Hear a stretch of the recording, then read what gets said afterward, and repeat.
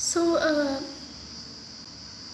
good afternoon, students. Today we will discuss regarding the continuation of the RCH, Reproductive Child Health Services.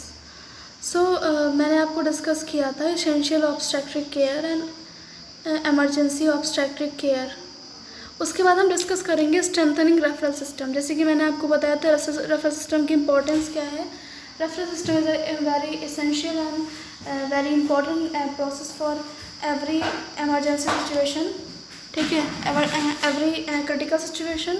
In the critical situation we will use the referral system once there is no any good facility in the hospital, and we will use the referral system for the one place to another place. And funds were given to panchayat for providing assistance to poor people in case of obstetric emergency. ठीक है, पंचायत राज के through जो fund system भी provide किया जाता है obstetric emergency के situation में। And involvement of local self help group, जो सेल्फ हेल्प ग्रुप हैं और NGOs हैं, वुमेन ग्रुप हैं, उनमें अपना इन्वॉल्वमेंट देना है। एंड न्यू इनिशिएटिव्स में क्या क्या स्टार्ट किया गया है। Training of MBBS doctors in saving anaesthetic skills for emergency obstetric care.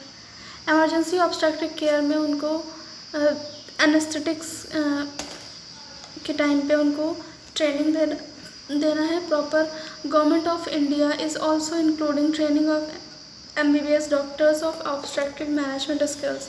उनको ऑब्स्टेट्रिक मैनेजमेंट स्किल के बारे में बताना है। Prepare training plan for 16 weeks in all obstetric management skills. जितनी भी हमारे ऑब्स्टेट्रिक मैनेजमेंट स्किल्स हैं उनको कैसे प्रिपेयर ट्रेनिंग देनी है 16 वीक तक की, and including caesarean section operation. और CS के लिए बताना है, सिजेरियन सेक्शन ऑपरेशन के लिए भी इसमें इन्वॉल्वमेंट करना है कि उनको भी इसमें भी ट्रेन करना है। Setting up of blood storage centre of FRU according to government of India guidelines.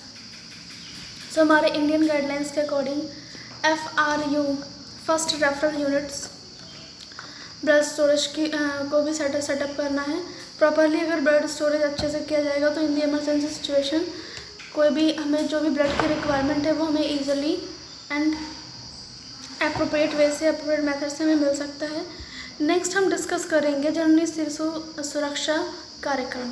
सो जननी शिशु, जननी मतलब मदर, शिशु मतलब इन्फेंट, एंड सुरक्षा मतलब सेफ्टी, एंड कार्यक्रम मतलब प्लान। सो ये मदर एंड सेफ्टी के लिए ये इस प्लान को चलाया गया था। ये कब लॉन्च हुआ था? 1 जून 2011, फर्स्ट जून के 2011 में स्टार्ट किया गया था। And to make available better health facilities. क्यों चलाया गया था? वुमेन्स एंड चाइल्ड के लिए बेटर हेल्थ अपॉर्चुनिटीज़ के लिए, and the facilities to pregnant women की फैसिलिटीज़ के लिए, and all PW delivery in PH institution to have absolutely free and no expense including cesarean section। यहाँ पे क्या था कि जितने भी हमारे इंस्टीट्यूशन में डिलीवरीज हैं, ठीक है, सो वो एंड फ्री ऑफ कॉस्ट होनी चाहिए, एक्सपेंस इंक्लूडिंग सिजेरियन सेक्शन का भी कोई भी कॉस्ट नहीं होना चाहिए।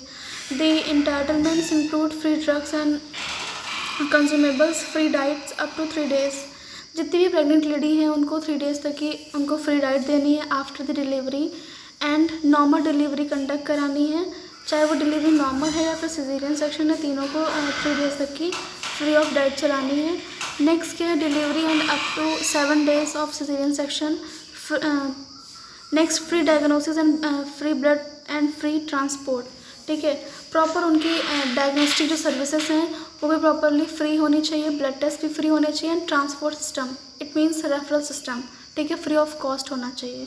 And home to institution and between facilities on case of referral. ठीक है, जितनी भी in case of referral system means कि इमरजेंसी सिचुएशन में हम रेफरल सिस्टम का यूज़ करते हैं, तो उस टाइम पे भी उनको जितनी भी फैसिलिटीज़ प्रोवाइड करानी है वो फ्री ऑफ कॉस्ट होनी चाहिए। जननी शिशु सुरक्षा कार्यक्रम में। Next one, similar entitlements of for all sick newborn's.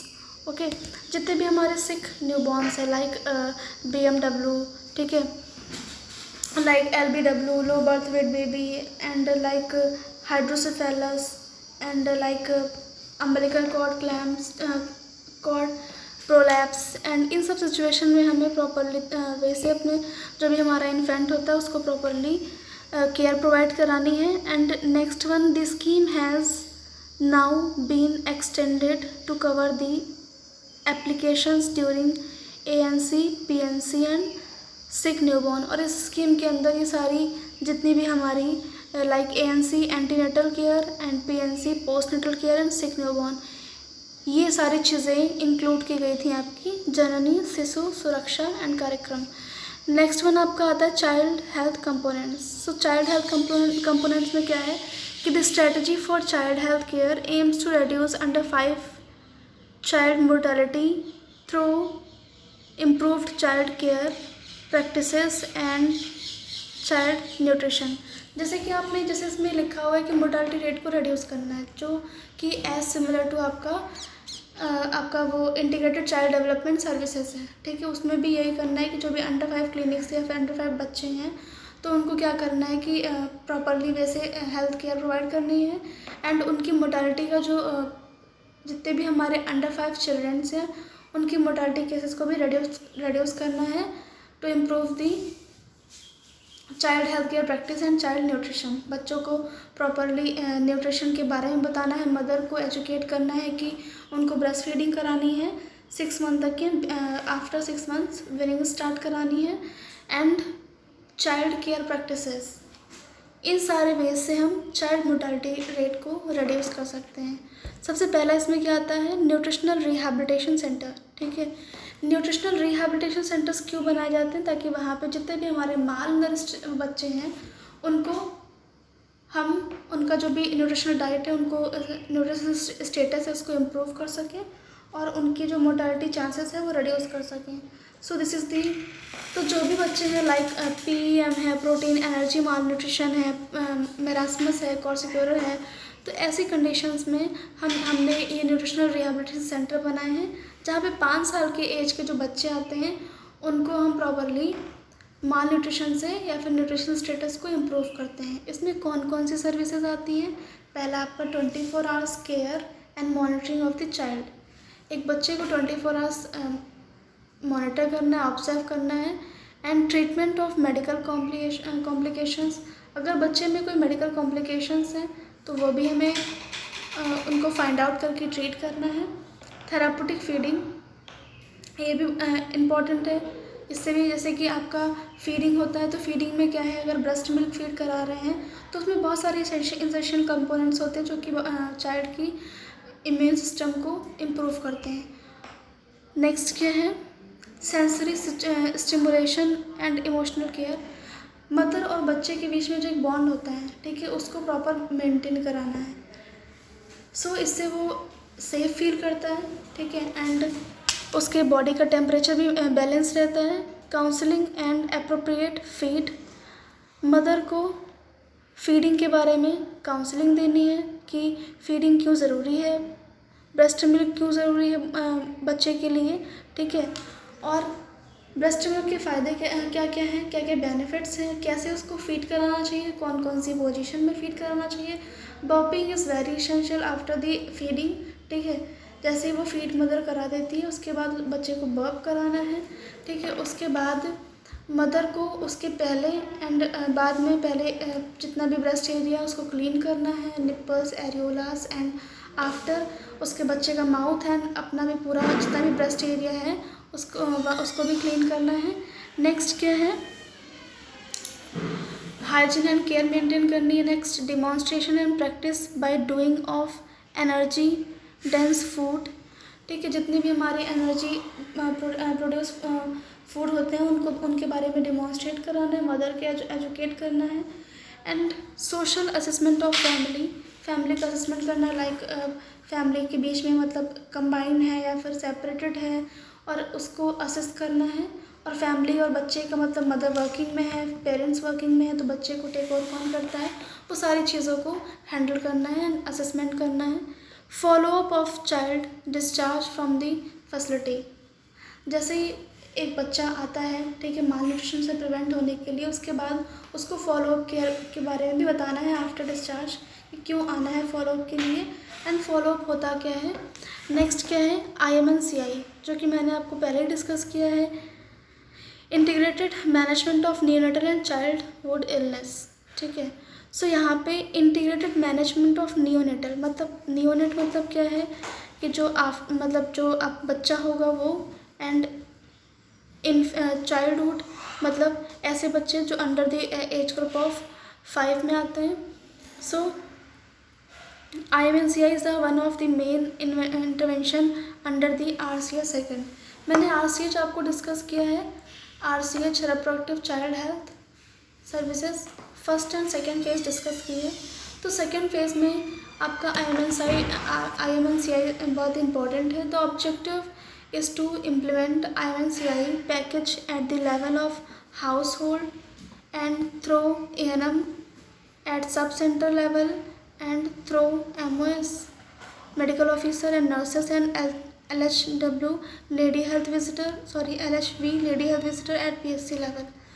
So जो IMNCI का पैकेज होता है वो हाउस होल्ड होता है। यहाँ पे जितनी भी हमारी ANMs होती हैं, ठीक है, वो क्या करती हैं, सब सेंटर लेवल पे एंड आपका PSC लेवल पे LHV के साथ में एंड MOH के साथ में सब मिलकर के अपना कोऑपरेशन करती हैं एंड वर्क करती हैं। प्री सर्विस IMNCI में क्या है कि included the curriculum of medical college, this will help in providing trend IMNCI man power in public and private sector. Manpower is a very essential for all the sectors because without manpower we can't achieve the objective. So either private sector हो चाहे वो government sector हो, आपको man power वहाँ पे buildup करना है, तभी आप प्रॉपरली किसी भी काम को आप अच्छे वे से कर सकते हैं। और अगर आपको अपने काम को डिवाइडेशन करके रखा है तो वो ऑब्जेक्टिव या फिर वो गोल है वो इजीली कंप्लीट हो सकता है at the time and at the fix time, उसके पहले वो अच्छे से कंप्लीट हो सकता है एंड सक्सेसफुल हो सकता है। Facility based IMNCI integrated of facility based care package with IMNCI package to empower the health personnel with the skills to manage newborn and childhood illness to community level as well as health facility, ठीक है। सो IMNCI में क्या है कि आपका इसमें एक package होता है पूरा, जो कि हाउस होल्ड या फिर PSCs या फिर सब सेंटर्स पे LHV के lady health visitor medical officer उनके द्वारा प्रोवाइड किया जाता है। यहाँ पे जो भी इन्फेंट की या फिर जो भी न्यूबॉर्न की या फिर चाइल्ड की को हेल्थ फैसिलिटीज़ प्रोवाइड की जाती हैं, जिससे कि उनकी मॉर्बिडिटी एंड मोर्टालिटी के चांसेस जो हैं वो हम रिड्यूस कर सकें। Facility based newborn care facility में क्या है आपका health facility all newborn at birth and sick newborn. Health facility में हम क्या देखते हैं, PSC SC। PSC मतलब प्राइमरी हेल्थ सेंटर्स, SC मतलब सब सेंटर।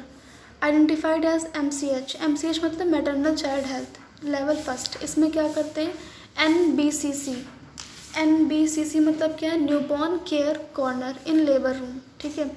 लेबर रूम में आपका न्यूबॉर्न कॉर्नर भी होता है, जहाँ पे हम न्यूबॉर्न जो भी बच्चा होता है उसको जो भी तुरंत जस्ट डिलीवर बेबी होता है उसको तुरंत हम वहाँ पे केयर प्रोवाइड करते हैं।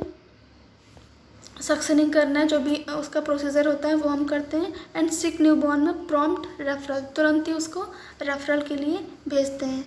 CSC एंड FRU, CSC मतलब क्या है, कम्युनिटी हेल्थ सेंटर, FRU मतलब क्या है, first referral unit. Identify as MCH level second. अब अभी मैंने जो डिस्कस किया वो फर्स्ट लेवल था, नेक्स्ट हम डिस्कस करेंगे level second. NBCC in labour room and the operation theatre, ठीक है। वहाँ पे क्या होना चाहिए, अब देखो ये बड़े सेंटर की बात है तो बड़े सेंटर पे CSC का है तो वहाँ पे at the time of delivery वहाँ पे ऑपरेशन थिएटर भी होंगे। इन दी एनी कॉम्प्लिकेशन सिचुएशन, अगर कोई भी कॉम्प्लिकेटेड प्रेगनेंसी है तो तुरंत ही उनको ऑपरेशन थिएटर के लिए भी रेफ़र करेंगे। एंड NBSU, अगर सिक न्यूबॉर्न है तो NBSU करेंगे, न्यूबॉर्न स्टेरिलाइजेशन यूनिट में बच्चे को तुरंत ही रेफ़र करेंगे। नेक्स्ट क्या, district hospitals identify as MCH level 3, ठीक है। डिस्ट्रिक्ट हॉस्पिटल्स में NBCC, newborn care corner in the labour room, हर एक लेबर रूम में न्यूबॉर्न कॉर्नर होता है एंड ऑपरेशन थिएटर होता है। And SNCU, special newborn care unit, ठीक है, क्योंकि ये उससे भी हायर लेवल का है, तो क्योंकि डिस्ट्रिक्ट हॉस्पिटल है तो यहाँ पे स्पेशल न्यूबॉर्न केयर यूनिट भी होती है। नेक्स्ट क्या हम डिस्कस करेंगे, अभी हमने डिस्कस किया है IMNCI। थर्ड क्या आता है आपका, home based newborn care. So home based newborn care क्या है, मतलब यहाँ पे जो आप केयर प्रोवाइड करते हो वो एज अ होम बेस्ड होना चाहिए, ठीक है। फॉर एग्जांपल कि होम बेस्ड में क्या है, aim at improving newborn survival, newborn survival के जो रेशियो है उसको इंक्रीज़ करना है for the providing good health facility, ठीक है। अच्छी अगर हम हेल्थ फैसिलिटी प्रोवाइड कर रहे हैं तो न्यूबॉर्न सर्वाइवल का चांसेस जो है वो इंक्रीज़ हो जाएगा। नेक्स्ट क्या हम बात करते हैं, strategy is to universal access to home based newborn care. Universal access मतलब सुलभतापूर्वक हम पूरे यूनिवर्स में home based newborn care strategy को चलाएंगे, तो इससे क्या है, बेटर न्यूबॉर्न केयर प्रोवाइड हो सकती है। एंड नेक्स्ट क्या है, the provider of service include AWW anganwadi worker and ANM axillary nurse midwife and Asha accredited social health activist and MO medical officer. तो ये सारे